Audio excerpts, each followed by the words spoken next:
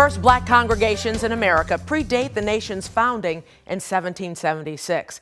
African American churches to this day support faith and the fight for civil rights across the country and here in Chicago. WGN's Joel Hillary has the story. The origins of the black church in America could conceivably be traced to the first experiences of Africans in this country on plantations.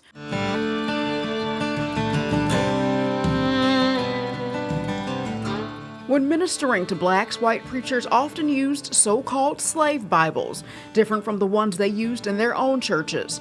This one, used by British clergy, is one of the 3 remaining copies and belongs to Fisk University. It emphasizes passages calling for servants to be obedient. Stories like Moses leading the Israelite slaves to freedom were removed. So the enslaved often met in their quarters secretly to sing and pray and discuss ideas for their collective good. The black church itself is resistance to racism. Dr. Jemar Tisby, professor and author of The Color of Compromise, says one of the first things black people did after the Civil War was form their own congregations. It wasn't over any deep theological differences that they were having with white Christians. It was because they didn't want to be treated as second-class citizens in the household of God.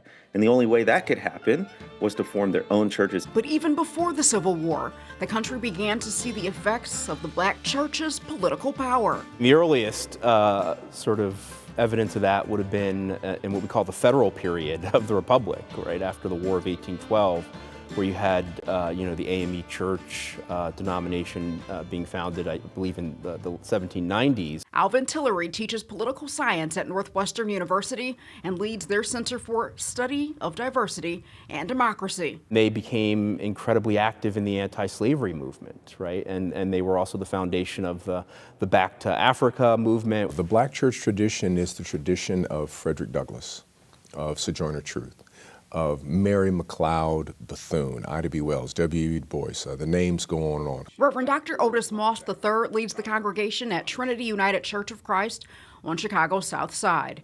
They're well known for playing an active role in addressing the issues black people face beyond the church building. In the early 2000s, Trinity found itself under fire during the election of President Barack Obama, who was a member of Trinity United Church of Christ at that time.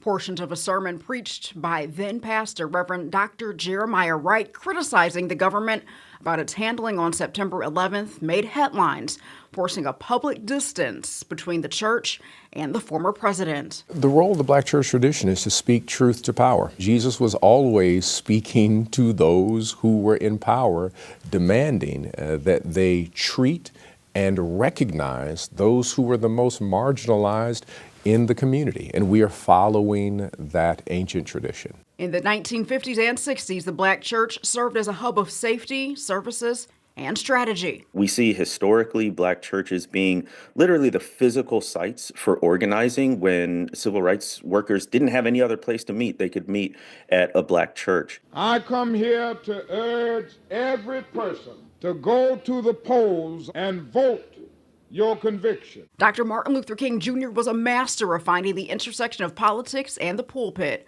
forming the Southern Christian Leadership Conference in 1957 after successfully leading the Montgomery bus boycott, a movement born inside a church, a movement King believes some white Christians could have been more involved in. We should remember his letter from Birmingham jail where he admonished the white moderate, many of whom were Christians, and his frustration was that they were sitting on the sidelines during the civil rights movement.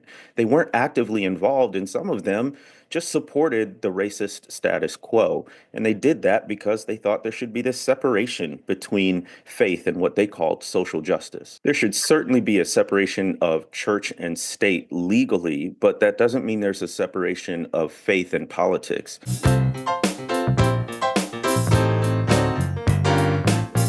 And politicians know the people in those pews vote. The evidence can be seen every election season. It's been a tradition in certain cities where politicians show up at a church seeking their constituents for votes. I think that there should be particular parameters. One of the things we do here at Trinity, we set up a community forum.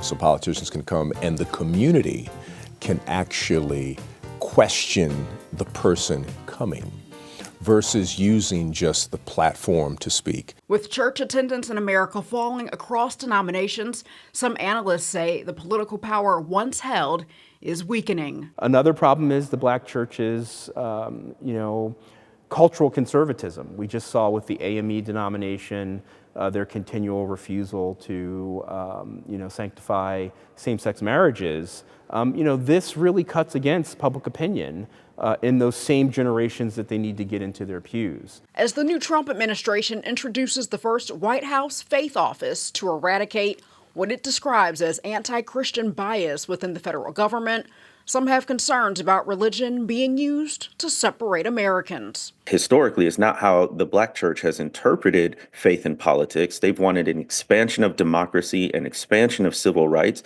and they've understood that as part of their faith as being made in God's image and having equal dignity with all kinds of people. Reverend Moss says the issues that transcend politics will always be part of the black church's focus. No matter who is in power, they're going to be unhoused. No matter who is in power, they're going to be people who have mental health challenges. No matter who is in power, we've got to ensure that our children are able to flourish, that we disrupt a mass incarceration system, and we look toward the idea of economic equality. That is not a Democrat or Republican issue.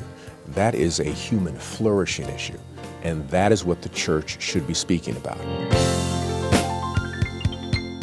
Jewel Hillary, WGN News. First black congregation here in Chicago began meeting in 1844. They would form what is now known as Quinn Chapel, once a stop on the Underground Railroad. One of the original pews from the church sits in the Smithsonian's National Museum of African American History and Culture.